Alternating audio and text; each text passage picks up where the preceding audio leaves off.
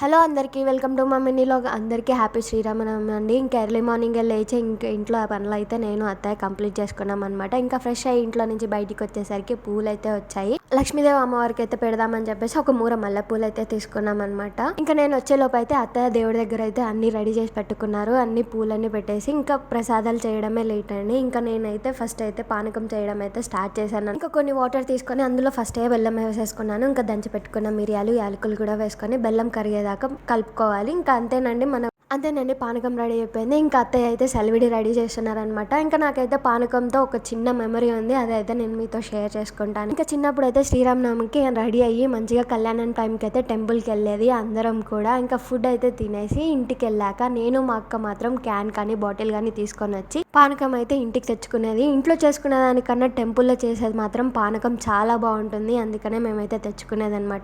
ఇంట్లో పూజ అయితే కంప్లీట్ అయిపోయిందండి. ఇంకా మా ఇంటికి దగ్గరలో అయితే రాములవారి టెంపుల్ ఉంది. సో మేము అందరం కూడా రాములవారి టెంపుల్కి అయితే వచ్చాం. దర్శనం అయితే మంచిగా జరిగింది. ఇంకా అక్కడే అన్నప్రసాదం జరుగుతుంటే ఇంకా మేమందరం కూడా అక్కడే ఫుడ్ తిన్నాము. ఇంకా అక్కడే టెంపుల్లో కొంచెం కూర్చొని ఇంటికైతే రిటర్న్ అయిపోయామండి. ఇంకా మీరైతే శ్రీరామనవమికి ఏం స్పెషల్ చేసుకున్నారో నాకైతే కామెంట్ సెక్షన్లో కామెంట్ చేయండి. Thank you for watching. Please subscribe to my channel. Bye.